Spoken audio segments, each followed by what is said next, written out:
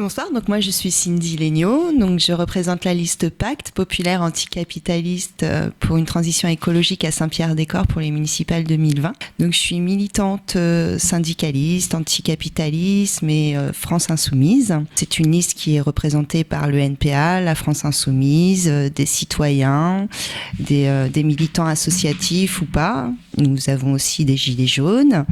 Cette liste est formée sur le terrain dans les mouvements sociaux, notamment les gilets jaunes. Ah oui, c'est ça, c'est une liste qui regroupe des gens qui se sont rencontrés dans les luttes sociales, dans les mobilisations, que ce soit pour la défense des services publics, la solidarité avec les migrants, et qui, de l'ensemble de ces luttes, se sont dit que ça valait le coup de faire un combat pour ces élections municipales, dans la continuité du fait que jusque-là, il y avait autour du NPA le groupe 100% à gauche qui avait déjà un élu, donc l'objectif c'était à la fois de continuer ça, mais aussi de l'enrichir.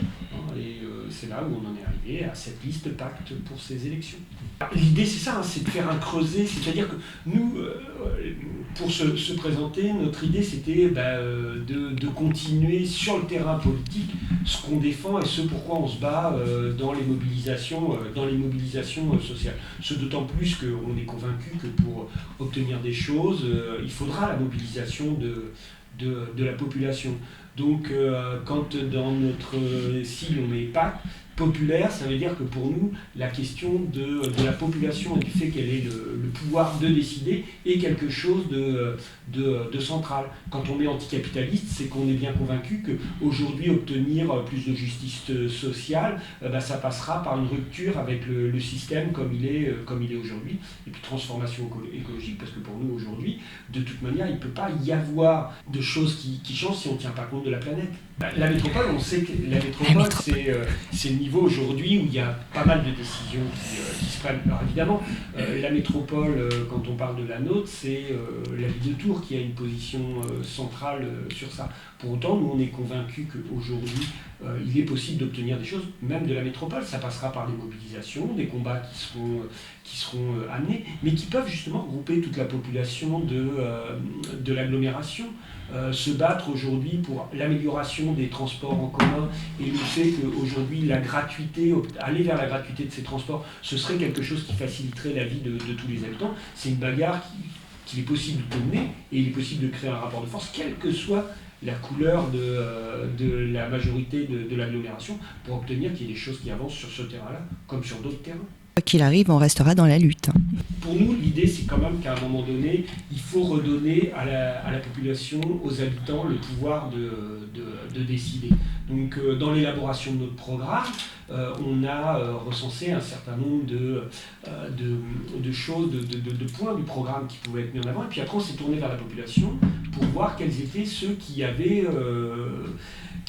dans lesquels ils se retrouvaient le plus. Et sur cette question de la décision, on a bien vu que ce qui ressort, c'est l'idée du référendum d'initiative citoyenne, c'est l'idée qu'aujourd'hui les élus ils doivent être révocables. Et donc nous, sur ce terrain-là, on prend des engagements. Au cœur de notre programme, on a dit que si on était élu, ce serait de toute manière pas plus de 2 mandats. Et puis que si notre liste l'emportait, à mi-mandat, on créerait la possibilité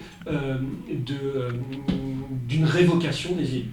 Si le travail fait ne convient pas à la population pourra décider de dire stop. Culture, la jeunesse, voilà. En lien avec les écoles, ce qui existe déjà dans les associations, mais mettre tout ça en lien et puis mettre des conseils de jeunes en place, des commissions de quartier, des éducateurs de rue, des animateurs de rue, mettre tout le monde en lien pour pouvoir travailler comme il faut et répondre aux besoins des jeunes. Et ça passe par la mise en place de choses très concrètes.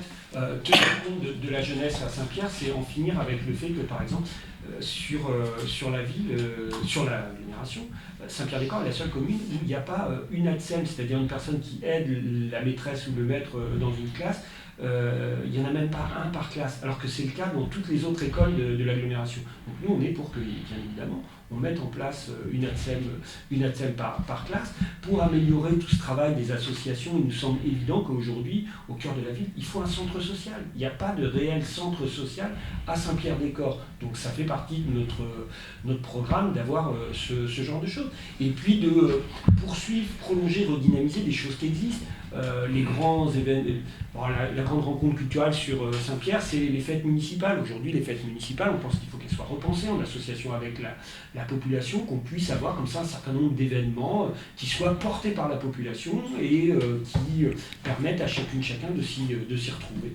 On a une page Facebook, donc c'est PACTE, P-A-C-T-E 2020 SPDC. SPDC pour Saint-Pierre-des-Corps.